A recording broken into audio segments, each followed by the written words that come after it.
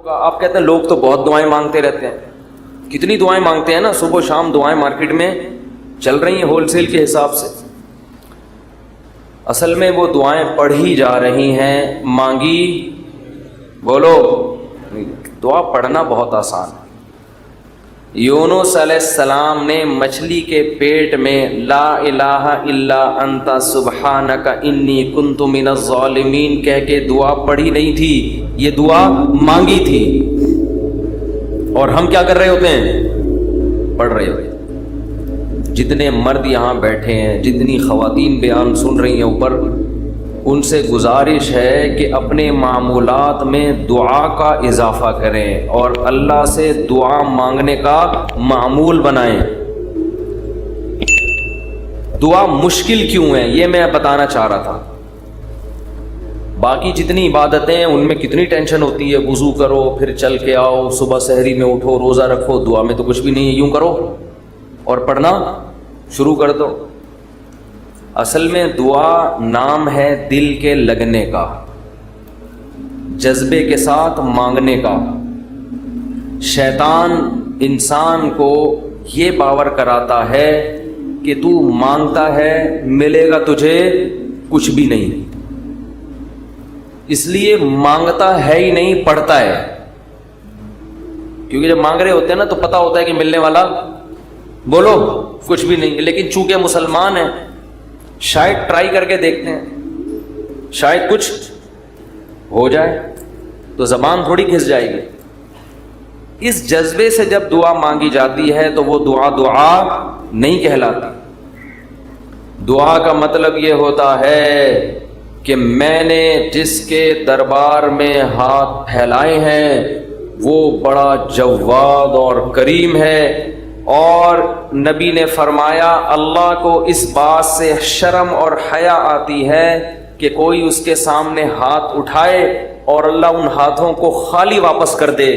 جیسے علاقے کا سیٹھ ہو, سخی بھی ہو, کوئی بھکاری اس کے پاس آئے اور وہ سیٹھ اسے دھکے دے کے نکال دے تو اسے شرم آئے گی اگر وہ غیرت مند ہوگا. تو اللہ سے زیادہ غیرت مند دنیا میں کوئی بھی نہیں ہے. تو جن کو یہ احساس ہو جاتا ہے نا کہ جو ہم مانگ رہے ہیں وہ مل رہا ہے, تو آپ سوچو ایک بادشاہ نے آپ کو آفر دے دی کہ یار جو 1 گھنٹے میں جتنا مانگنا ہے مانگ لو, میں سب دے دوں گا. تو آپ سارے کام کاج کو چھوڑ کر کس کو فوکس کرو گے؟ بولو. جب تک آپ تھک کے چور نہیں ہو جاؤ گے آپ رٹا لگا کے رکھو گے, مانگتے ہی رہو گے, مانگتے ہی رہو گے. آپ کو پتہ ہے سب مل رہا ہے. دوبارہ مثال دیتا ہوں. وزیر اعظم آ گئے بھی آپ کے پاس, آپ کے گھر پہ عیادت کے لیے, کورونا میں کوئی کیس چل رہا تھا, ایک مثال دے رہا ہوں, ایسا ہوتا نہیں ہے لیکن ونس اپون اے ٹائم. اور اس نے آپ بلکہ بلینک چیک دے دیا آپ کو, کسی IMF نے بلینک چیک دے دیا, جتنے پیسے بولو گے مل جائیں گے. ایسا ہوتا نہیں ہے. مثال دینے پر گورنمنٹ کی طرف سے کوئی پابندی نہیں.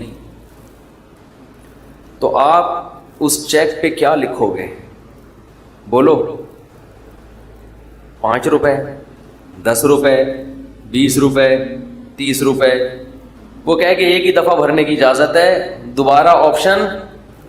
آپ پتہ کیا کرو گے, جو اس میں ہند سے جہاں لکھے جاتے ہیں نا 9 سے شروع کرو گے, وہ بھی چھوٹا سا 9 لکھو گے تاکہ جتنے 9 اس میں گھسیڑے جا سکتے ہیں میں گھسیڑ دوں. ایسا ہی ہوگا نا, چھوٹا سا 9 تاکہ بینک والا چشمہ لگا کے دیکھے. 9 یعنی 9 ارب 9 کھرب 99 ارب 99 کروڑ 99 لاکھ 99,999. کیا خیال ہے؟ نہیں آ رہی بات, میرا خیال ہے سمجھ.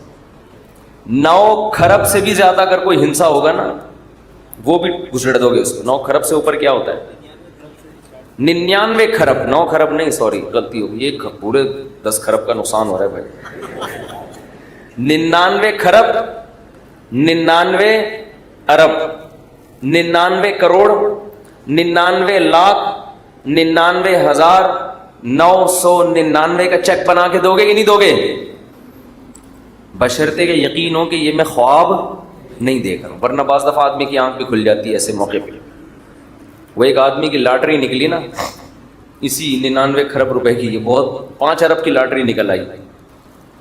तो जिन्होंने की जो कंपनी थी, जो भी लॉटरी जिन्होंने दी, उन्होंने कहा कि यार किसी माहिर नफ्सियात को भेजना चाहिए जो इसको बताए कि तुम्हारी 5 अरब रुपए की लॉटरी निकली है, क्योंकि एकदम से बता दिया तो खुशी से मर भी सकता है ये. तो आराम आराम से जाके कोई नफ्सियाती डॉक्टर इसकी नफ्सियात को समझते हुए इसको बताएगा. नफ्सियाती डॉक्टर को भेज दिया. नफ्सियाती डॉक्टर ने जाके ना उसको पहले समझाया कि देख, फ़र्ज़ कर ले तेरी 1 लाख की लॉटरी निकल आए तो क्या होगा. उसने कहा खुश होऊंगा मैं. 1 लाख पे उसने कहा चलो नहीं मरेगा, ठीक है ना, अब लाख से थोड़ा सा ऊपर आओ. अच्छा फ़र्ज़ कर 20 लाख की लॉटरी निकले.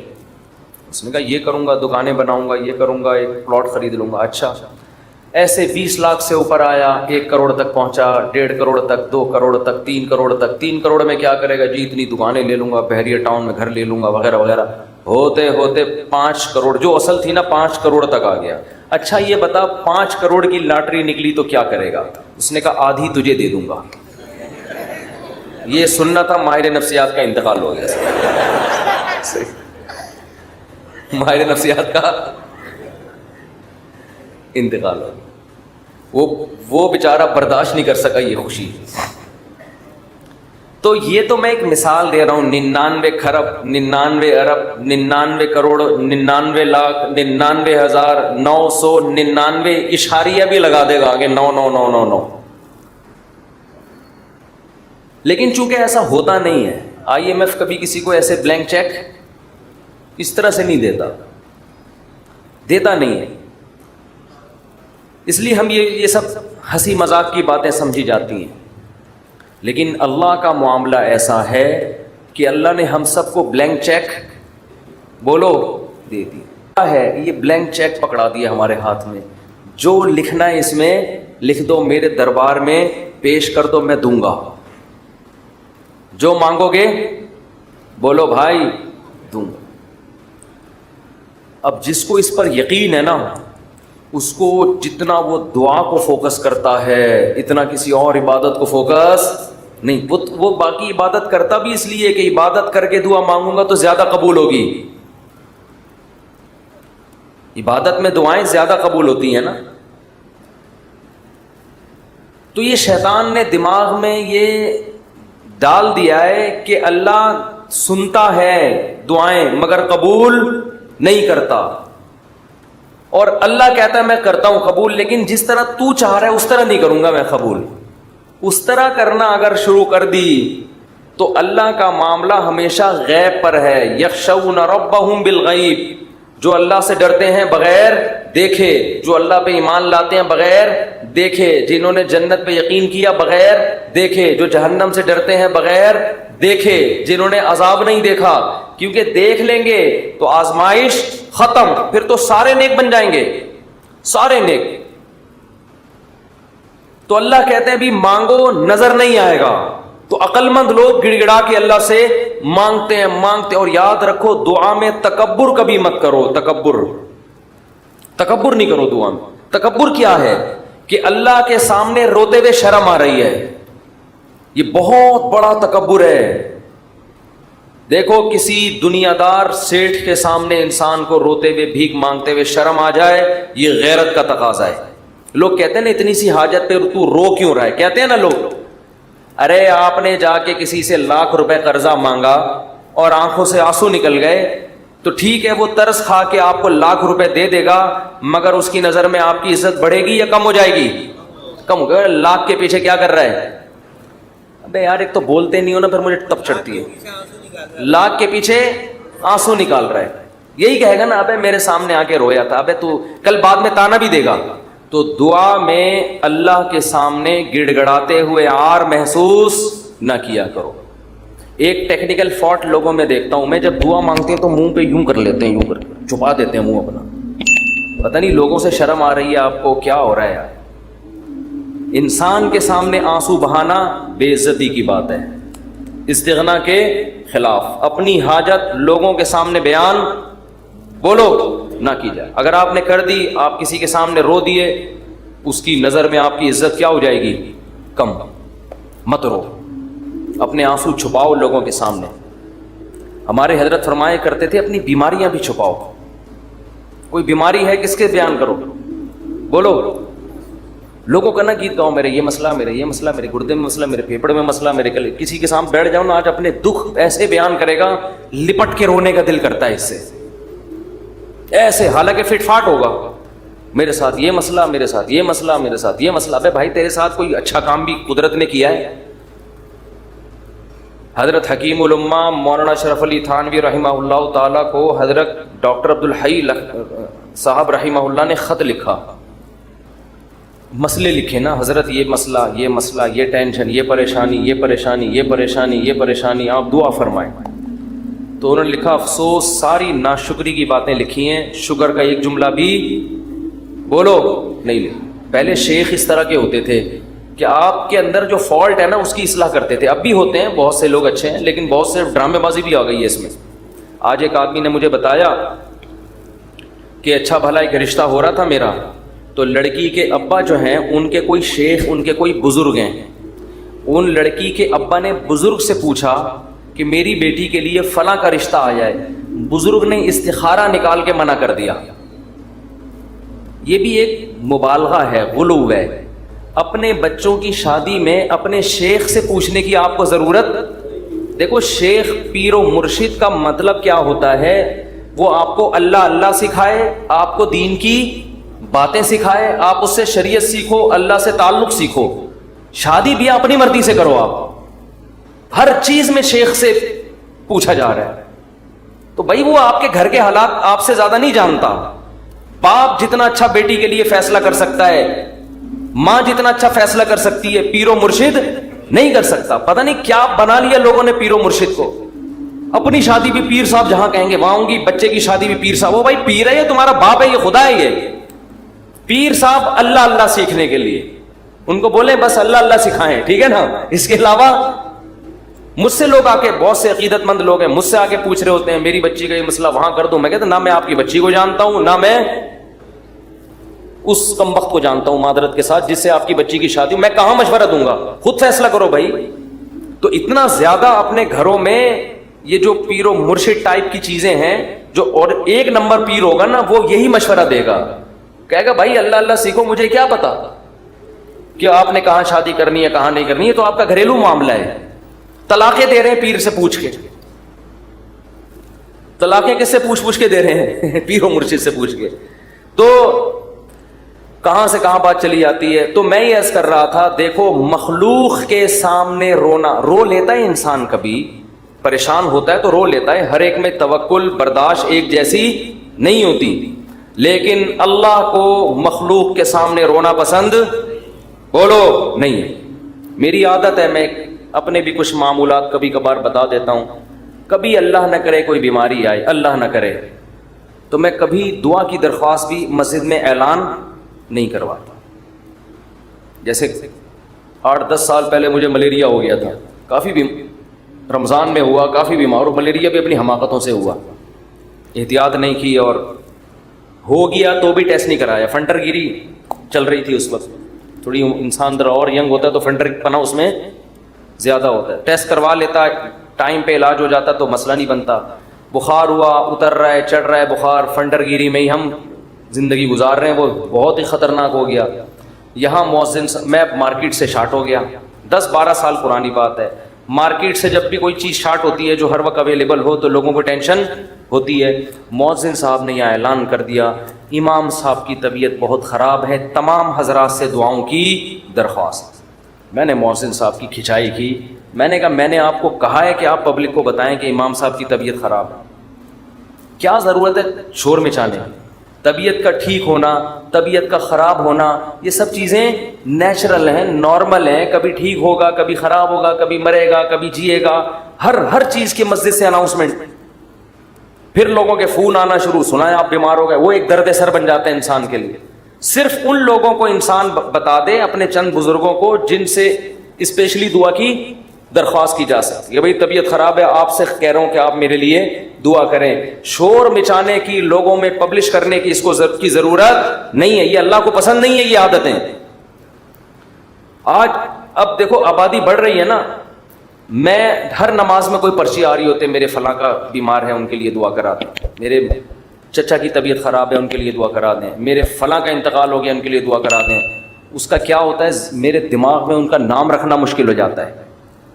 نام رکھنا کیا ہو گیا, الحمدللہ اللہ کا گلے کا توق, ایک توق ختم ہو گیا. تو ایک دن ایسا ہوا, فجر کے بعد پرچی, ظہر کے بعد پرچی. اب میں پوری نماز میں بندے کا نام دماغ میں رکھا ہوا ہے کہ وسیم سجاد جو حلیم کی دیگ والے ہیں ان کی طبیعت سیٹنگ چل رہی, نماز کے بعد دعا کرانی, کیونکہ نہیں کراؤ پھر لوگ ناراض ہوتے ہیں. آپ کو بولا تھا ان کے لیے دعا کراؤ. یا تو پرچی وہاں لے جا کے رکھ دیں نا, زبانی میں اور ٹینشن. تو ایک دن ایسا ہی ہو گیا, مجھے پاس ایک ظہر میں ایک صاحب آئے کہ جی وہ فلاں کی طبیعت خراب ہے. میں نے کہا یار میں ہول سیل کے حساب سے دعا مانگ لوں گا, اے اللہ جس کی بھی طبیعت خراب ہے ٹھیک کر دے یا عافیت سے اٹھا لے. یہ تو نہیں میں نے کہا خیر ٹھیک کر دے اسے, اور جو دنیا سے جا چکے ہیں اللہ ان سب کی, یہ تو چلتا رہے گا بھائی, کوئی مرے گا کوئی جیے گا. امام کو کیا مرغا بنایا ہوا ہے, کیا بنایا ہوا ہے آپ لوگوں نے امام کو, پورے محلے کی رپورٹیں اس کو, ہر گھر میں وہ فلاں بیمار فلاں. میں نے کہا, انہوں نے کہا نہیں اجتماعی دعا میں یہ ہوتا ہے اللہ ہو سکتا ہے کسی کی سن لے, اللہ ہو سکتا ہے کسی کی سن لے. شاید وہ ادھر کونے میں ایک بندہ بیٹھا ہوا اس کی ٹھا کر کے اوپر. میں نے کہا دیکھو دعا اس کی زیادہ قبول ہوتی ہے جو درد دل سے مانگتا ہے, اور درد دل سے آپ کے ریلیٹو مانگیں گے. کسی کو کیا پتا کہ سجاد حلیم والا کون ہے, وسیم کباڑ والا کون ہے, سلیم گولے گنڈے والا کون ہے, اور شریف پنچر والا کون ہے, کسی کو کیا پتا یار. جب اس طرح دعائیں مانگیں گے لوگ کہیں گے اللہ ہے وہ ٹھیک کر دے, تیری مرضی, نہیں بھی کر تو کوئی اتنی بڑی ٹینشن والی بات نہیں ہے. آپ اپنے خاص محبت والے چاہنے والوں کو بتایا کرو. کوئی بزرگ ہیں جن سے تعلق ہے, یا امام سے خود کہہ دو کہ مفتی صاحب میرے فلاں کی طبیعت خراب ہے آپ دعا کر دیں, کیونکہ آپ کو عقیدت ہے امام صاحب سے شاید ان کی دعا, تو انسان کھڑے کھڑے وہی دعا کر دے. یہ سنت ہے. صحابہ نبی کے پاس آ کے یہ نہیں کہتے تھے کہ مسجد نبوی میں فلاں کے لیے دعا کروا دیں. صحابہ یہ کہتے تھے یا رسول اللہ آپ میرے لیے یہ دعا کر دیں. نبی اسی وقت کھڑے کھڑے ان کے لیے دعا کرتے تھے, اور بہت دفعہ سامنے قبول بھی ہو جاتی تھی. نبی صلی اللہ علیہ وسلم نے ایک دفعہ ارشاد فرمایا کہ میری امت کے 70,000 لوگ بغیر حساب کتاب کے جنت میں داخل ہوں گے جو اللہ پہ بہت زیادہ توکل کرتے تھے.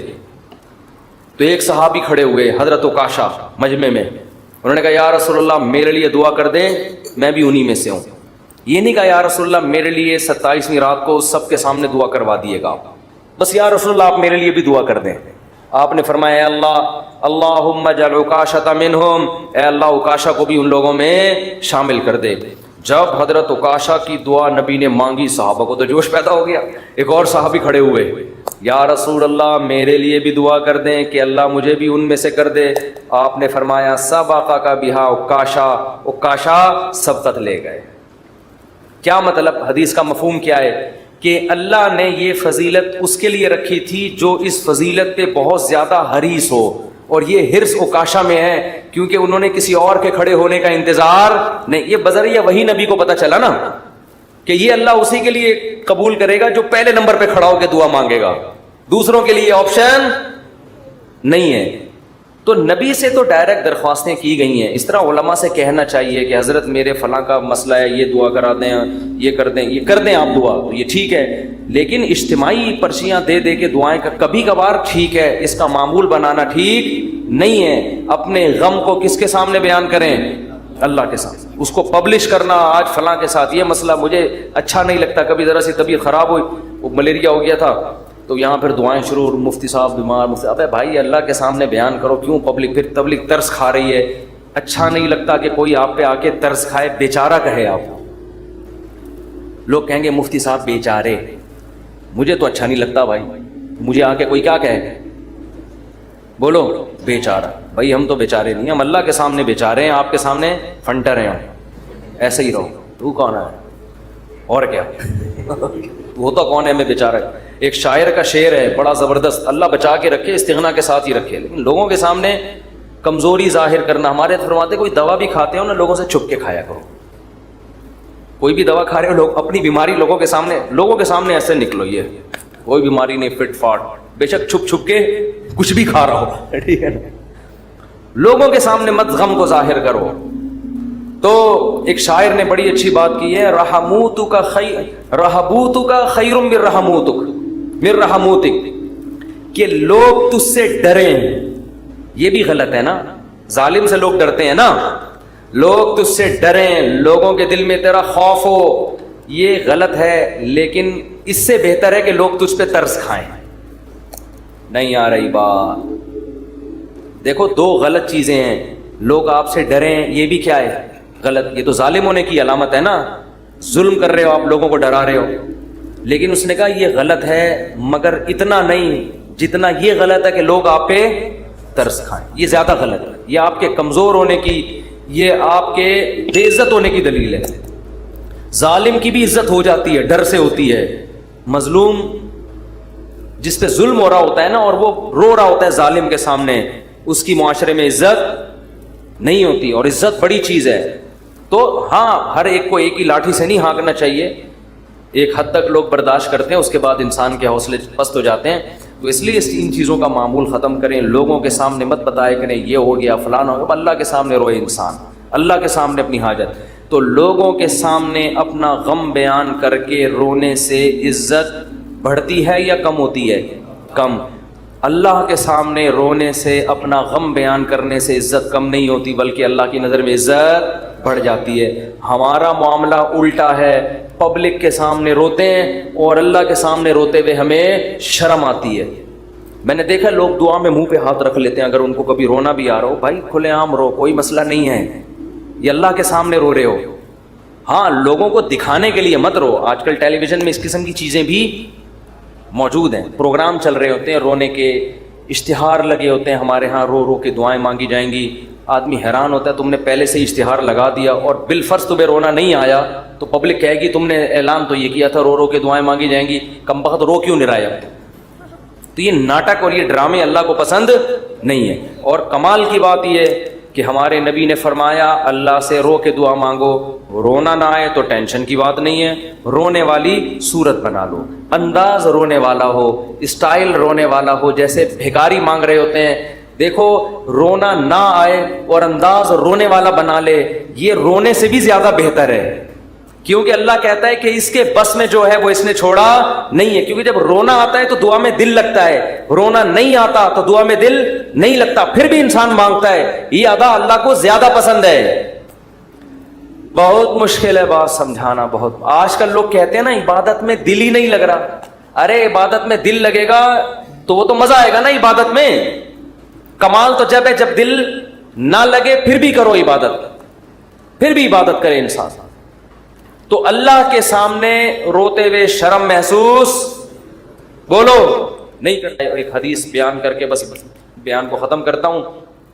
नबी सल्लल्लाहु अलैहि वसल्लम ने इरशाद फरमाया कि अल्लाह बंदे की दुआ उस वक्त तक कबूल करते रहते हैं जब तक वो दुआएं कर करके थक के ये नहीं कहता कि मैं दुआ मांगता हूं मगर कबूल नहीं होती। अजीब हदीस है। देखो, बंदा ये क्यों कह रहा है कि मैं दुआ मांग रहा हूं कबूल नहीं हो रही?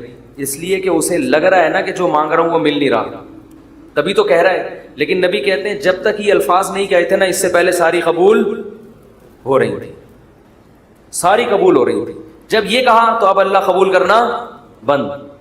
इससे साफ पता चल गया कि आपको जो लगता है ना कि कबूल नहीं हो रही, वो भी हकीकत में हो रही हैं, वो हो रही हैं कबूल। आप ये हम बेवकूफ़ है जो हम समझ रहे हैं कि नहीं हो रही। किस तरह से हो रही हैं ये किस पे छोड़ दो? अल्लाह। तो अपने घरों में दुआओं का मामूल बनाएं। अगर इस रमज़ान में हम सिर्फ दुआ करना ही सीख लें तो मैं समझता हूं कि ये रमज़ान हमें बहुत कुछ देकर जा रहा है। और हज़रत हकीम उल उम्मा फरमाया करते थे, जिनको गुनाहों की आदत नहीं छूट रही ना, तो वो भी अल्लाह से दुआओं में मांग लिया करें कि अल्लाह मुझे ये आदत छुड़वा दे। ताल्लुक़ ख़त्म ना करें अल्लाह से, लिंक ख़त्म ना। अल्लाह को वो लोग पसंद नहीं है जो अल्लाह से ताल्लुक़ ख़त्म कर दे। लंगड़ा लूला ताल्लुक़ हो, गुनाहों के बाद तौबा वाला ताल्लुक़ रखो, लेकिन रखो, ताल्लुक़ ख़त्म नहीं होना चाहिए।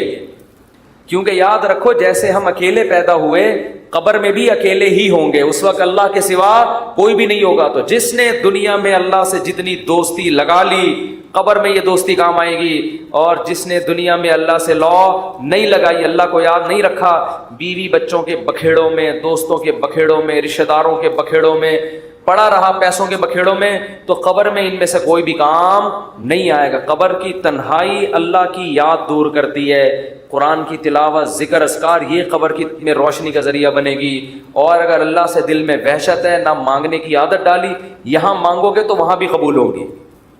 اور نبی صلی اللہ علیہ وسلم نے فرمایا کہ تنگی کی حالت ہو یا خوشی کی حالت ہو, دونوں حالتوں میں اللہ سے مانگنا ہے. پریشانیوں میں اللہ سب کو یاد آتا ہے, خوشیوں میں اللہ یاد آنا مشکل. جب پریشانی ہوتی ہے ابھی تو ہندو بھی اللہ سے دعائیں مانگ رہے ہیں. کورونا پھیلا ہوا ہے, وہ بھی آ کے مسلمانوں سے کہہ رہے ہیں اللہ سے مانگو بھائی. ہماری دادی اللہ مغفرت فرمائے بتایا کرتی تھی, اور بھی میں نے یہاں ایک بزرگ تھے ان سے بھی سنا, کہ جب ہندوستان میں قحط پڑتا تھا تو ہندو مسلمانوں سے آ کے کہتے تھے اللہ سے دعا مانگو یہ قحط دور ہو جائے. تو جب سخت مصیبت آتی ہے, میں نے ایک دفعہ جہاز میں سفر کر رہا تھا, تو کراچی سے ہم پتہ نہیں اسلام آباد یا لاہور, تو کیا ہوا ہے جہاز میں اکثر لبرل قسم کے لوگ بیٹھے ہوتے ہیں, اکثر, زیادہ تر نہیں, اکثر, جو اللہ کو ذرا کم ہی یاد کرتے ہیں. ذرا ماڈرن قسم کے لوگ ہوتے ہیں نا, جہاز میں پیسہ ہوتا ہے تو ورنہ وہ ٹرین سے, نیک آدمی ہوتا تو ٹرین سے جا رہا ہوتا نا, یا بس سے جا رہا ہوتا بیچارہ, چھت پہ بیٹھ کے جا رہا ہوتا. پیسہ آتا ہے تو دین اکثر چلا جاتا. تو اکثر جہاز میں دیکھا ہے لبرل, ایئرپورٹ پہ ہی اسٹائل پتہ چل جاتا ہے. تو ہم جا رہے ہیں, ہمیں کراچی سے جہاز چلا ہے, راستے میں کہیں موسم خراب, تو ہلکے پھلکے 2-3 جھٹکے آئے جہاز کو. میں نے تو لیپ ٹاپ نکالا, وصیت کو اپڈیٹ کر دیا نا.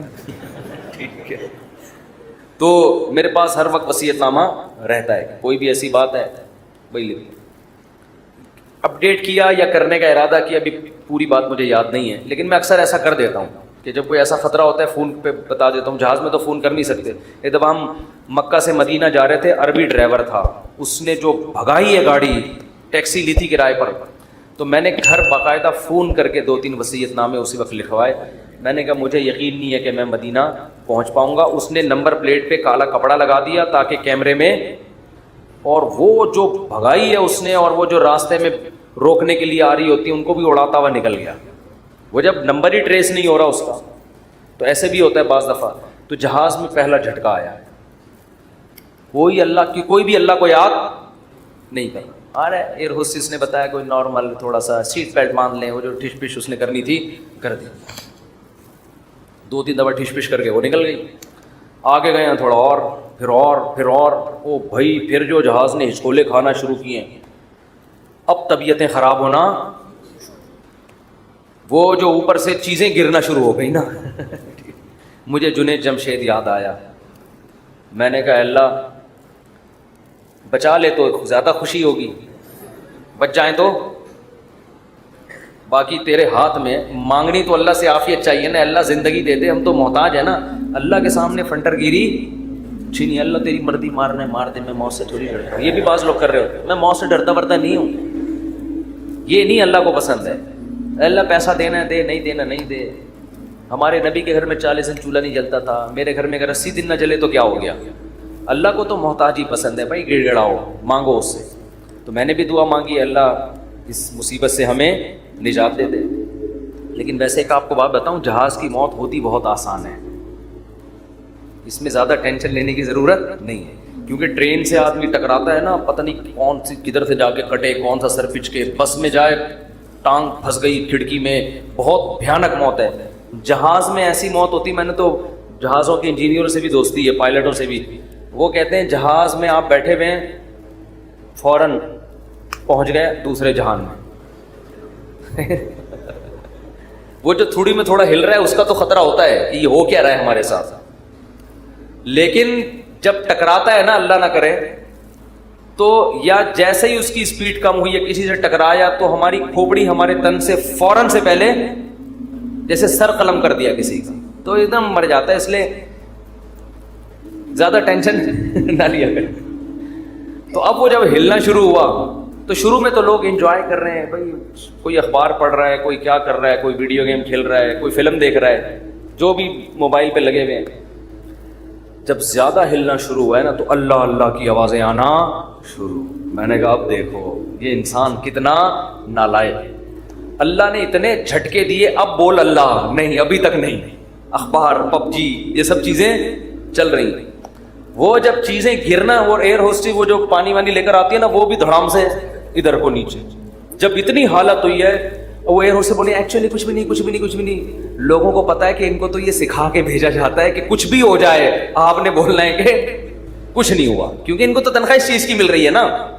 کیونکہ اب اگر کچھ ہو یا نہ ہو, آپ کے چیخنے سے ہونے والا کچھ بھی نہیں ہے. تو یہ جہاز کے عملے کو سکھایا جاتا ہے کہ چاہے تباہ بھی ہو جائے نا, کچھ بھی ہو جائے, آپ نے یہی بولنا ہے کہ ٹینشن لینے کا نہیں ہے. وہ 50-50 کی طرح بالکل, کہ وہ کمنٹری کر رہا ہے سلیم اللہ بہت اچھا کھیل رہا ہے, بہت اچھا کھیل رہا ہے. لوگ کہہ رہے ہیں بھائی یہ کہاں کھیل رہا ہے ہاکی میں, کہہ رہے ہیں بہت, میں تو یہ بولوں گا یہ بہت اچھا کھیل رہا ہے. جو آڈینس بیٹھے ہوئے تھے تماشائی, انہوں نے کہا ہم جا رہے ہیں, اس نے کہا جہنم میں جاؤ تم لوگ, لیکن یہ بہت اچھا کھیل رہا ہے.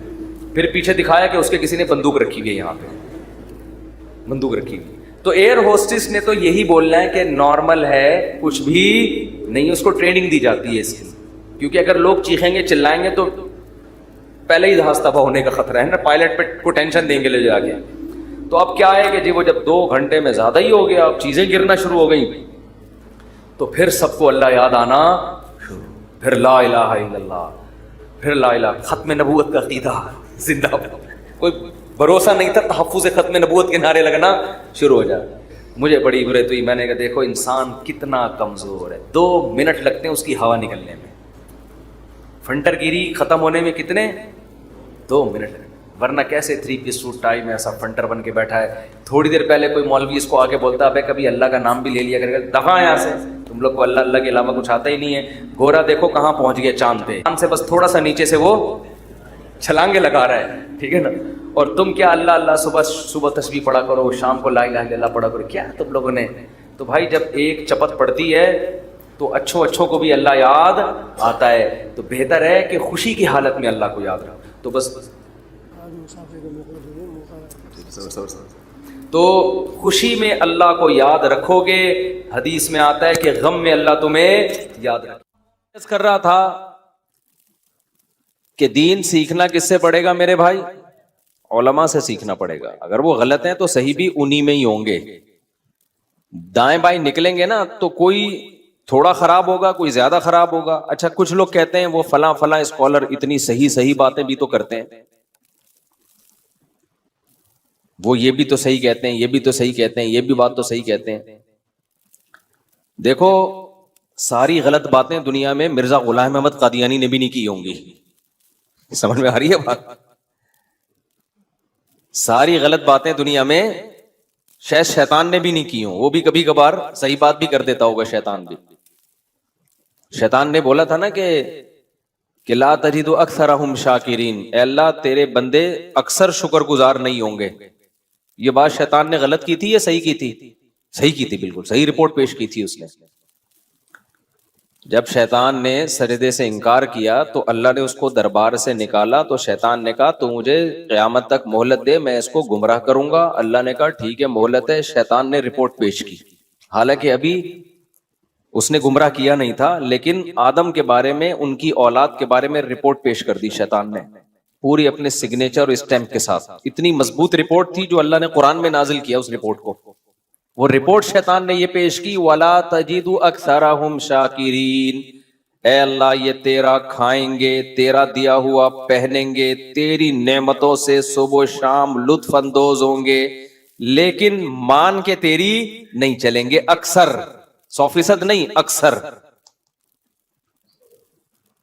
حالانکہ اس وقت تو آدم علیہ السلام کے اولاد بھی نہیں تھی. تو شیطان نے جو رپورٹ پیش کی تھی غلط کی تھی صحیح کی تھی؟ بولو, صحیح کی. اب کوئی آپ کو منع کر رہا ہے کہ شیطان کی اتباع مت کرو, وہ غلط باتیں کرتا ہے, غلط وعدے دلاتا ہے. آپ کہتے ہو نہیں بھائی وہ جو شیطان نے بات کی تھی دیکھو بالکل کریکٹ نکلی کہ نہیں نکلی, اس کا مطلب شیطان صحیح بات کرتا ہے. تو 100% غلط باتیں تو بھائی شیطان بھی نہیں کرتا. لوگ اس پہ متاثر ہیں, وہ فلاں اسکالر فلاں اسکالر. اس نے یہ بات بھی صحیح کی تھی، دیکھو یہ صحیح نکلی، دیکھو یہ صحیح نکلی. تو 100% غلط باتیں کوئی بھی نہیں کرتا دنیا میں. ایک اصول ہمیشہ یاد رکھو، اسلام میں نیکی ہو یا برائی ہو، صحیح بات ہو یا غلط بات ہو، اس میں کوانٹٹی کی ویلیو نہیں ہے، کوالٹی کی ویلیو ہے. اس کو ذرا دماغ میں بٹھاؤ. کوانٹٹی کی ویلیو نہیں ہے کہ کون زیادہ باتیں غلط کرتا ہے اور زیادہ صحیح کرتا ہے. یوں ہم دیکھیں، مثال کے طور پر ایک آدمی 99 باتیں صحیح کرتا ہے، ایک غلط کرتا ہے، تو کوانٹٹی کے لحاظ سے، مقدار کے لحاظ سے اس کی غلط باتیں کم ہے، صحیح باتیں بولو زیادہ. 99 صحیح، ایک غلط. دوسرا وہ شخص ہے جو 99 غلط باتیں کرتا ہے، ایک صحیح کرتا ہے، تو کوانٹٹی کے لحاظ سے وہ زیادہ غلط کر رہا ہے اور زیادہ صحیح. تو لوگ اس طرح سے ناپتے ہیں بندوں کو کہ یار اس کی زیادہ تر باتیں صحیح ہوتی ہیں، ہاں ایک دو غلط تو ہو ہی جاتی ہیں ہر ایک سے، اور اس کی زیادہ تر باتیں غلط ہوتی ہیں، ایک دو صحیح ہوتی ہیں. اس طرح سے لوگ ناپ رہے ہوتے ہیں. یہ کسی کو پہچاننے کا طریقہ غلط. نہیں آئی میرا خیال ہے بات سمجھ میں؟ ابھی سمجھاتا ہوں مثال سے، انشاءاللہ سمجھ میں آ جائے گی.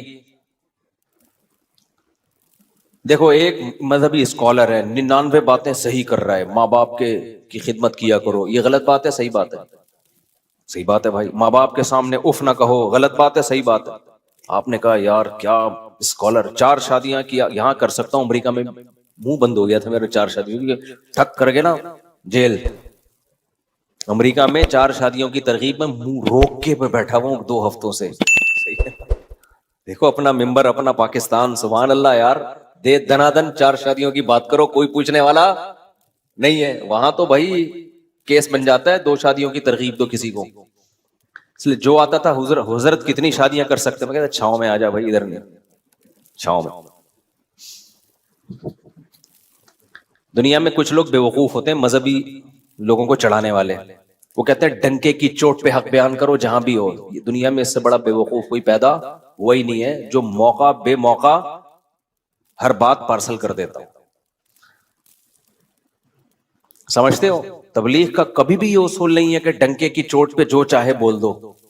تبلیغ میں ہمیشہ حکمت مصلحت دیکھی جاتی ہے کہ یہ بات یہاں بولنے کی، میں بول دیتا، نکال لیتے، تو جو بولنے کی اور چیزیں تھی وہ بول پاتا.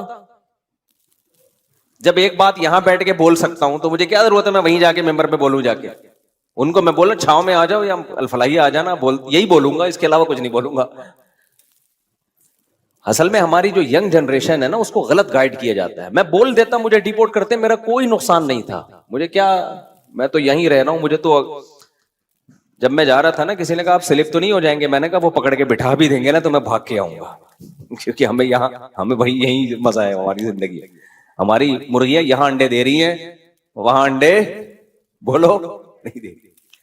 ہماری بکری ادھر دودھ دے رہی ہے، وہاں تھوڑی دودھ دے رہی ہے. وہ تو ہمارا تو دل ادھر ہی لگ رہا ہے پاکستان میں. باقی ہم آپ کو منع نہیں کرتے، آپ امریکہ جاؤ، آپ جاپان جاؤ، لیکن ہر ایک کا اپنا اپنا اسٹائل ہے. تو ہمیں تو یہاں زیادہ مزہ آتا ہے. ملک وہ بھی بہت اچھا ہے بھائی، بلکہ بہت چیزوں میں زیادہ ہی اچھا ہے. تو لیکن ایک اصول ہمیشہ یاد رکھو، حق بات چھپانا، غلط بیانی کرنا اسلام میں حرام ہے. کسی کے ڈر سے آپ غلط مسئلہ نہیں بتا سکتے. خوب سمجھ لو کہ گورنمنٹ کا خوف تھا یا آپ کو کوئی اور ڈر تھا تو عالم نے مسئلہ ہی غلط بتا دیا، یہ ناجائز ہے. خاموشی اختیار کرنا یہ جائز ہے کسی مصلحت کی خاطر. سمجھتے ہو؟ یہ حدیث سے ثابت ہے. تو بے موقع بات، وقت بے وقت بات کر کے ایسی بات کرنا جس سے کوئی فائدہ نہ ہو، نقصان اس کا زیادہ ہو، تو یہ جائز نہیں ہے. ایسی تبلیغ، خاموشی اختیار کرنا جائز ہے، اور یہ حدیث سے ثابت ہے. نبی صلی اللہ علیہ وسلم نے بیت اللہ کی 4 دیواری بڑا کرنے کا ارادہ کیا کہ اس کو تھوڑا سا کھینچ کے آگے لے جائیں، جو ابراہیم علیہ السلام نے جہاں تک بنائی تھی. لیکن آپ نے کہا کہ لوگ نئے نئے مسلمان ہوئے ہیں، وہ یہ سمجھیں گے کہ میں بیت اللہ کی ہیئت کو تبدیل کر رہا ہوں، جو ابراہیم علیہ السلام کی عمارت تھی اس کو تبدیل کر رہا ہوں. حالانکہ تبدیل نہیں کر رہے تھے آپ، تو اسی پہ قائم کر رہے تھے، لیکن آپ نے خاموشی اختیار کی کہ چھوڑ دو ایسے ہی. لوگ کنفیوز ہوں گے، کیوں؟ کلم الناس علی قدر عقولہم، لوگوں سے ان کی عقل کے حساب سے بات کیا کرو. کچھ باتیں ٹھیک ہوتی ہیں لوگوں کی مینٹل لیول سے اوپر کی. اب نبی صلی اللہ علیہ وسلم حکم دیتے کہ بیت اللہ کو حتیم تک لے آئیں، حتیم تک. تبھی ہم طواف حتیم سے باہر سے کیوں کرتے ہیں؟ پورا بیت اللہ کور ہو جائے. تو آپ اگر حکم دیتے تو جو پرانے صحابہ تھے جن کا ایمان بہت مضبوط تھا وہ تو دل و جان سے مان لیتے. جو نئے نئے لوگ مسلمان ہو رہے تھے، ابھی اسلام پر ان کو 100% اطمینان نہیں تھا، وہ شک میں پڑ جاتے کہ بھائی یہ تو صدیوں سے جو کعبہ چلا آ رہا ہے اسی کو کیا کر رہے ہیں؟ چینج. اور ایک ابراہیم علیہ السلام سے ان کو محبت بھی تھی، تو کون ہر ایک کو جا کے سمجھاتا نہیں بھائی اصل میں وہ تھا یہ نہیں تھا. تو آپ نے فرمایا چھوڑو، ایسے ہی رہنے دو اس میں.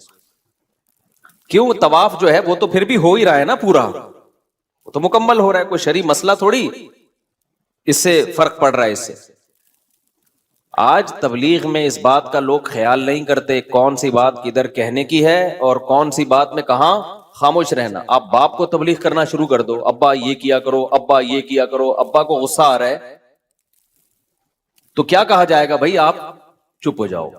باپ کو تبلیغ کرنا اس اسٹائل میں آپ کے ذمے نہیں ہے. اب وہ کہے میں حق تو بیان کروں گا چاہے کچھ بھی ہو، ڈنکے کی چوٹ پہ بیان کروں گا. تو ڈنکے کی چوٹ پہ تیرا سر پہ چوٹ لگے گی، تیرے ابا کا ڈنڈا لگے گا، اس کے بعد تو کچھ بیان کرنے کے قابل نہیں رہے گا. سمجھتے ہو؟ ہاں، اس میں یہ ضرور ہے کہ مصلحت میں اور بزدلی میں تھوڑا سا فرق ہے.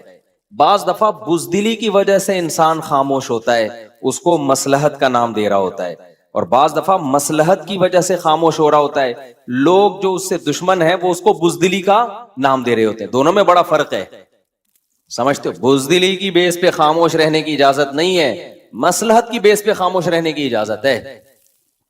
بزدل کا مطلب ڈرتا ہے کہ میرے ساتھ یہ نہ ہو جائے، میرے ساتھ یہ نہ ہو جائے، مجھے یوں نہ کر دیا جائے، مجھے یوں نہ. یہ تو جائز نہیں ہے. ایک ہے مصلحت کہ جو کام آپ کر سکتے ہیں اس سے بھی محروم ہو جاؤ گے تو اس سے نقصان دین کو ہوگا. جیسے نبی صلی اللہ علیہ وسلم اگر حکم دیتے کہ نہیں بھائی دیوار کو بڑھا دو، ہم کسی سے نہیں ڈرتے. بھائی بات ڈرنے کی نہیں ہے، جو نئے نئے لوگ اسلام قبول کر رہے ہیں ان کا دین داؤ پہ لگ جائے گا. اس سے نقصان کس کو ہوگا؟ اسلام کو ہوگا. پھر جب اسلام مضبوط ہو گیا، طاقتور ہو گیا، تو پھر خلیفہ نے جب نبی صلی اللہ علیہ وسلم کے دنیا سے جانے کے بعد، خلفائے راشدین کے جانے کے بعد جو بادشاہ آئے، انہوں نے یہ حدیث جب ان کے پاس پہنچی تو انہوں نے بیت اللہ کو حتیم تک بڑھایا. وہی فتنہ ہوا. تو کچھ لوگوں نے کہا نبی کے دور میں نہیں تھا، اب صحیح حدیث دکھا رہے ہیں ان کو. انہوں نے کہا بھائی نبی کے دور میں نہیں تھا، انہوں نے گرا دیا. پھر کوئی بڑھا رہا ہے، کوئی گرا رہا ہے. امام مالک نے فتویٰ دیا بھائی اس کو بڑھانے کی اجازت نہیں. حالانکہ بخاری کی صحیح حدیث ہے کہ یہاں تک ہے، یہاں تک نہیں ہے. لیکن نہیں، امت کی مصلحت کہ ان میں پھوٹ نہ پڑے، یہ سب سے اہم ہے شریعت میں. سمجھتے ہو کہ نہیں سمجھتے؟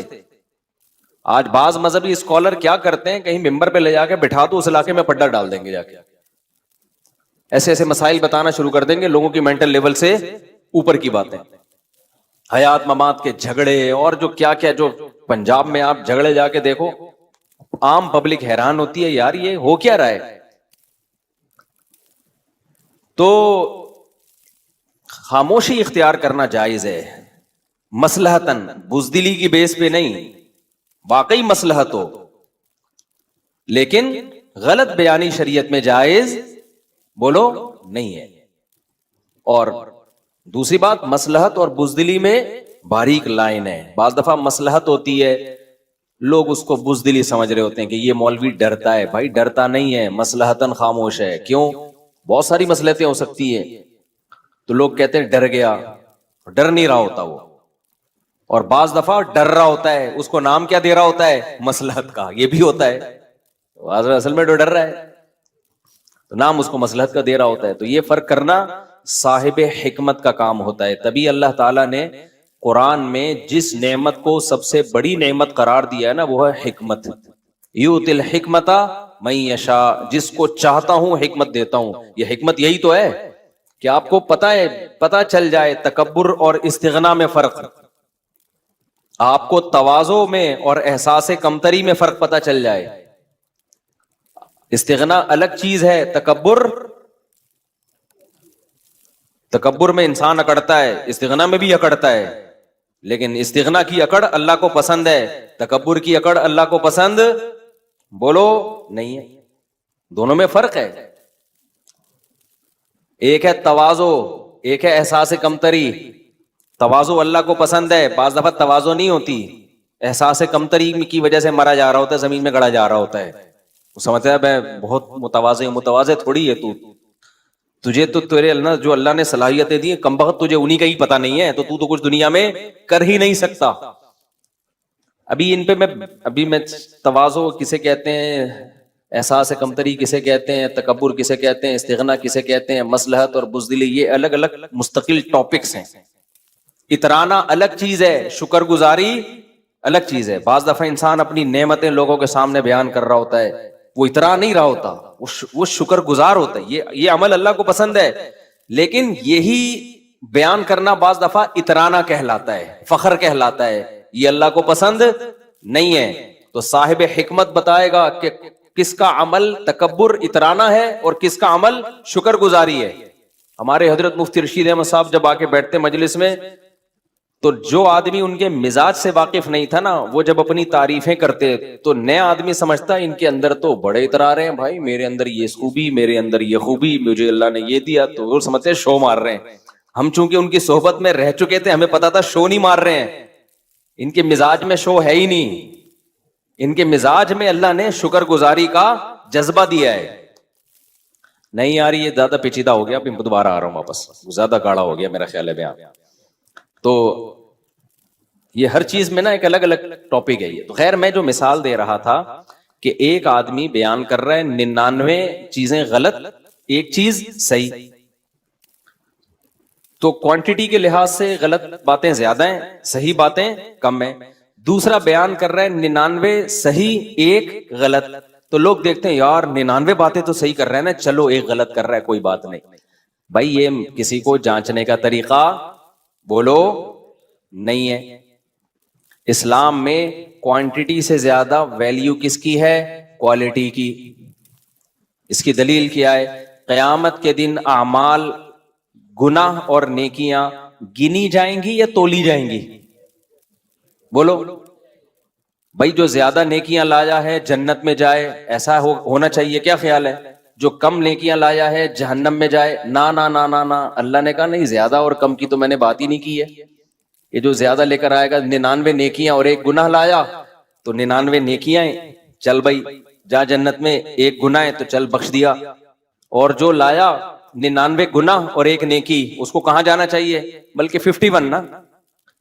بھائی اللہ میاں یوں فرما دیتے کہ جو زیادہ نیکیاں لائے گا وہ جنت میں, جو زیادہ برائیاں لائے گا وہ کہاں؟ جہنم میں. یہ معیار ہونا چاہیے تھا نا. تو پھر جو 51 نیکیاں اور 49 گناہ لایا, اسے کہاں جانا چاہیے؟ میں منہ سے یعنی بولنے چاہیے نا, 51 نیکیاں اور 49 گناہ, کیونکہ اس کی نیکیاں زیادہ ہیں, گناہ کیا ہیں؟ کم ہے. تو جو اسکالر 99 صحیح باتیں کر رہا ہے, ایک غلط کر رہا ہے, اسے بھی جنت میں جانا چاہیے نا. کیا خیال ہے بھائی صاحب؟ میں کوئی چارٹرڈ اکاؤنٹنٹ کے ایکویشنز تو نہیں حل کروا رہا آپ سے بیٹھ کے نا, سیدھی سیدھی مثالیں دے رہا ہوں بھائی. تو جو 99 نیکیاں لایا ہو ایک گناہ, اسے کہاں جانا چاہیے؟ جنت میں, کیونکہ نیکیاں زیادہ ہیں, گناہ کیا ہیں؟ کم ہیں. لیکن اللہ میاں کے ہاں یہ معیار نہیں ہے. اللہ میاں نے یہ نہیں فرمایا جو زیادہ نیکیاں لائے گا وہ جنت میں, جو زیادہ گناہ لائے گا وہ جہنم میں. نا نا نا, اللہ میاں نے فرمایا فمن ثقلت موازینہ, جس کی نیکیوں کا پلڑا جھک گیا, وزنی ہو گیا, چاہے ایک ہی نیکی ہو. بعض دفعہ ایک ہی نیکی اتنی بھاری ہوگی, اور جس کے گناہوں کا پلڑا جھک گیا, پلڑے پر ہوگا, سمجھتے ہو, پلڑے پر ہوگا حساب کتاب. اب اس میں مبہم رکھ دیا بھائی, ایک گناہ ہو سکتا ہے وزنی بہت ہو سکتا ہے, وہی ساری نیکیوں کو کھا کے ختم, اور ایک نیکی ہو سکتا ہے ایسی خاندانی وزن ویٹ اتنا ہو کہ سارے زندگی کے گناہوں کو اژدہے کی طرح کھا کے ختم. تو اس سے پتا چلتا ہے بھائی جو اسکالر 99 غلط باتیں کر رہے ہیں, ایک صحیح کر رہے ہیں. تو اس کا مقابلہ اس سے نہیں کرانا جو 99 صحیح کر رہا ہے ایک غلط. نہ دیکھنا ہے کہ وہ جو ایک غلط ہے اس کا ویٹ کتنا ہے.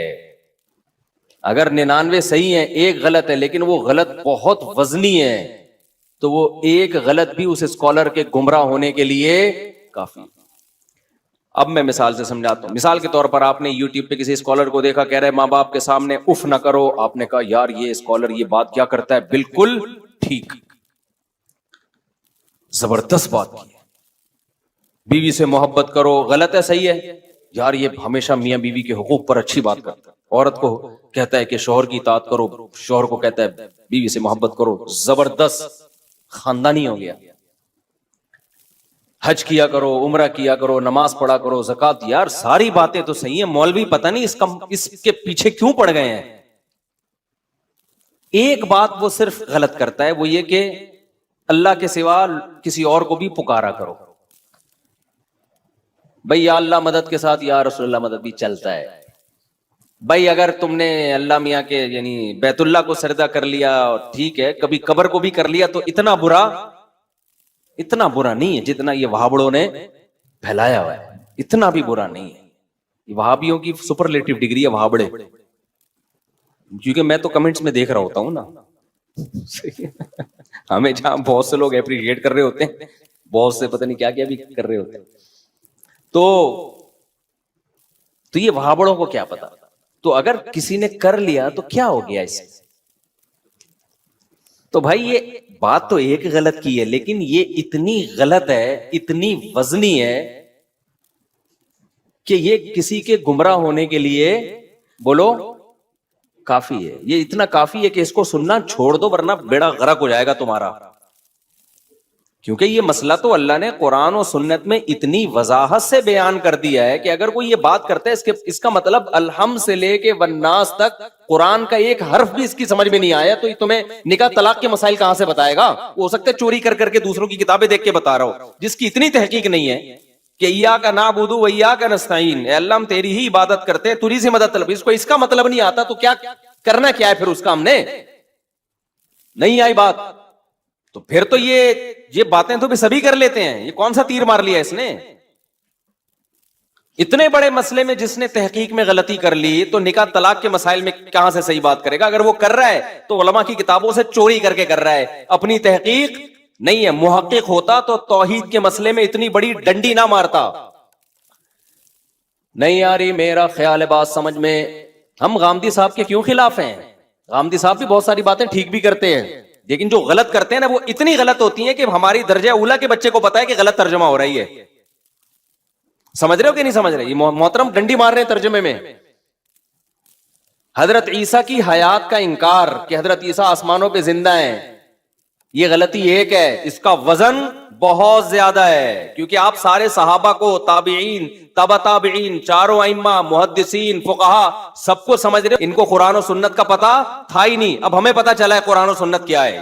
یہ غلطی ایک ہے لیکن یہ آپ کی علمی حیثیت کو 2% کی اس نے نہیں چھوڑا. آپ کو یہ بتا دیا کہ آپ کی تحقیق 2% کی بھی نہیں ہے, کچھ بھی نہیں آتا آپ کو. باقی جو صحیح باتیں آپ کر رہے ہیں وہ تو سارے کر رہے ہیں, تو آپ بھی کر لو ٹھیک ہے. کیا کون سا آپ نے کوئی تیر مار لیا اس میں؟ نہیں آ رہی میرا خیال ہے بات. عیسیٰ علیہ الصلوۃ والسلام کے بارے میں اجماع امت کیا ہے؟ حضرت عیسیٰ آسمانوں پہ زندہ ہیں. اب ہم جب اس میں سختی کرتے ہیں نا کہ یہ مسئلہ اجماعی ہے, غامدی صاحب نے جو اس کی مخالفت کی ہے غلط ہے, تو لوگ کہتے ہیں دیکھو غامدی صاحب کتنی محبت سے سمجھاتے ہیں اور یہ مولوی کیسے جذباتی ہوتے ہیں. کیونکہ ہمیں اس مسئلے کے ویٹ کا اندازہ ہے اس لیے جذباتی ہوتے ہیں. وزن کا اندازہ ہے. جس نے تھوڑا سا بھی قرآن پڑھا ہو, حدیث پڑھی ہو, اس کو اس مسئلے کے ویٹ کا بولو اندازہ ہے کہ یہ کتنا وزنی ہے. اتنا ہلکا نہیں ہے جیسے آپ نے اڑا دیا اس کو تو ایکچولی کر کے. نہیں آئی میرا خیال ہے بات. یہ تو اجماعی عقیدہ ہے بھائی, اور قرآن کہہ رہے جو اجماع امت کے خلاف چلے گا نولیہ ما تولا, جہاں جا رہے ہیں ہم جانے دیں گے اس کو. یہ بڑی سخت دھمکی ہے. پھر اس کی کوئی لگام نہیں ہوگی, بے لگام اونٹ کی طرح چلتا رہے گا. پھر وہ اتنا غلط ترجمہ, اتنا توڑا موڑا ہے آیت کو. اب جن کو نہیں آتا ترجمہ وہ تو کہیں گے کہ یار تحقیق ہے, جنہوں نے پڑھا ہوا وہ کہیں گے بھائی آپ چھوٹی غلطی کر لیتے یار, رفع الیدین کے مسئلے میں کر لیتے, زور سے آمین, آہستہ آمین, یہ جھگڑے چل رہے ہیں ہمیشہ سے, کر لیتے. اتنے بڑے مسئلے میں آپ نے اتنا بڑا بلنڈر مارا, جیسے انجینئر علی مرزا نے آیت کا ترجمہ غلط کیا نا, خلا والی آیت کا. پوری امت کا اجماع ایک طرف ہے, اور آپ نے کہہ دیا عورت کو بھی عدالت سے ڈیورس کا حق ہے, جس طرح مرد کو طلاق دینے کا حق ہے. تو یہ چھوٹا مسئلہ نہیں ہے جو انجینئر سے جو غلطی ہوئی ہے نا, یہ ویٹ کیا ہے, یہ بہت وزنی ویٹ ہے. آپ نے جو غلطی کی ہے وہ کام کیا جو یہود و نصارہ میں بھی نہیں تھا. آسمانی مذاہب میں ہمیشہ سے نکاح ختم کرنے کا اختیار مرد کے پاس ہوتا ہے, ہمیشہ سے. یہ تو اب سیکولر لبرل حکومتوں نے آ کے عورت کو اختیارات دیے ہیں. تو یہ مسئلہ ایک ہے, لیکن یہ آپ کی علمی شخصیت کو 2% کا نہیں چھوڑتا. اس سے پتہ چلتا ہے آپ کی علم کی حیثیت 2% کی نہیں ہے. پتہ ہی نہیں آپ کو قرآن و سنت میں لکھا ہوا کیا ہے, تو آپ باقی مسائل میں جو پیچیدہ ہیں ان میں کیا تحقیق کرو گے. تو بعض دفعہ مسئلہ ایک ہوتا ہے, وزن اس کا بولو بہت ہیوی ہوتا ہے. یہ جو کہتے ہیں نا, انجینئر صاحب نے 20 دفعہ یہ دعویٰ کیا ہے کہ عورت کو بھی ڈیورس کا حق ہے, یعنی خلا کے ذریعے جس طرح مرد کو حق ہے. یہ لطیفہ ہے, یہ لطیفہ جس کو تھوڑا سا قرآن و سنت کا علم ہے. اتنا بڑا بلنڈر یار, پورا خاندانی نظام کی ایسی کی تیسی, اور آپ کو نہ بخاری کا پتا, نہ مسلم کا پتا, نہ اجماع امت کا پتا. تحقیق تو کر لیتے. تو اتنے بڑے بڑے بلنڈر ہوتے ہیں جس سے پتا چلتا ہے بھائی آپ جن مسئلوں پہ تحقیق پیش کر رہے ہو نا, وہ تحقیق بھی کیا ہو جاتی ہے, مشکوک, کہ وہی ہوگی پھر جو یہاں کیا ہے. تو اگر کوئی اسکالر 99 باتیں ٹھیک کر رہا ہے, ایک بات غلط کرتا ہے کہ قبر کو سردہ بھی جائز ہے, بھائی یہ بات تو ایک ہی ہے. پھر یہ نہیں کہہ سکتے اتنی صحیح باتوں میں اگر ایک غلط ہو گئی, بھائی وہ غلط, وہ یہ ایسے ہی ہے جیسے کوئی محقق ڈاکٹر ہو, 99 باتیں صحیح کر رہا ہو کہ جب سر میں درد ہوا کرے تو 2 گولی پیناڈول کھا لیا کرو. آپ نے کہا ویل ڈن, سارے ڈاکٹر یہ کہہ رہے ہیں یار تحقیق ہے اس بندے کی. بھائی اگر زکام ہوا کرے تو جو شاندہ پی لیا کرو. واہ واہ واہ یار, زبردست ریسرچ ہے. اور پھر حوالے بھی دے رہا ہو, یہ تو فلاں کتاب میں لکھا ہے, فلاں کتاب میں. ایک دن آگے لمبی پھینک دی کہ جب آپ کو زکام ہوا کرے نا, گلا خراب ہوا کرے, تو املی کا اچار سرکہ ڈال کے کھایا کرو. آئی بات سمجھ؟ وزن کم کرنا ہو تو کولڈ ڈرنک پیا کرو. وزن کم کرنا ہو, شوگر فری نہیں, یہ والی جو عام کولڈ ڈرنک ہے, یہ دنادن آلو کے چپس کھایا کرو اور کولڈ ڈرنک پیا کرو. اور جتنا زیادہ وزنی ہوگے اتنے پاورفل ہوگے. غلطی تو ایک ہے میرے بھائی, لیکن ڈاکٹروں کی نظر میں اس ڈاکٹر کی 2% کی ویلیو رہے گی نہیں اس غلطی کے بعد. کہیں گے پھینکو ایک نمبر کا. بھائی اس کو تو کچھ بھی نہیں پتا یار. عوام تو کہہ رہی ہوگی تحقیق لایا ہے. بھائی کیا لایا ہے؟ اب تک ڈاکٹر منجن بیچ رہے تھے, کولڈ ڈرنک والوں سے دشمنی تھی, اصل میں اپنا منجن بیچنا تھا. ویٹ کم کرنا ہے اور کیٹو ڈائٹ اور فلانی ڈائٹ اور یہ ڈائٹ اور لو کارب. اصل میں ڈاکٹروں کا منجن اس نے دکان بند کر دی نا. ہم خام خامے کھانے سے اتنی لذتوں سے ہمیں پراٹھے کھا رہے تھے مفتی صاحب کے بیان سن کے, وہ ساری چیزوں سے ڈاکٹروں نے محروم کر دیا. یہ بندہ ہے حق پرست. تو عوام تو کہے گی, لیکن ڈاکٹروں کی نظر میں اس ڈاکٹر کی ویلیو 2% کی بھی نہیں رہے گی. جو 99 صحیح باتیں ہیں نا, ڈاکٹر کہیں گے یہ بھی لگتا ہے اس کی نہیں ہے, یہ ہماری کتابیں چوری کر کر کے مارکیٹ میں لایا ہے, یہ اپنی نہیں ہے کوئی تحقیق. کیونکہ تحقیق ہوتی تو اتنی بڑا بلنڈر تو نہ مارتا یار. لوگوں کو موٹا کر رہا ہے کہ لمبائی چوڑائی برابر ہو جائے, آپ گردن کا پتہ ہی نہیں چلے گئی کہاں. جب زیادہ بڑھتا ہے نا ویٹ تو پتہ ہی نہیں چل رہا ہوتا گردن ہے بھی کہ یا کیا رکھا ہوا ہے. یہ بہت زیادہ جب بڑھ جاتا ہے, اور وہ کہہ رہے کہ اور کھاؤ, اور ان ڈاکٹروں کی باتوں میں مت آؤ. بھائی غلطی تو ایک ہے, لیکن یہ ایک غلطی آپ کی ساری تحقیق پر اعتماد, یہ وہ غلطی نہیں جو ابو حنیفہ یا امام شافعی سے ہوا کرتی ہے, جو اجتہادی غلطی. یہ تو بھائی اس کا مطلب آپ کو پتہ ہی نہیں ہے. تو کچھ مسائل اجماعی ہیں, قرآن و سنت نے 2 اور 2 4 کی طرح بیان کر دیا ہے.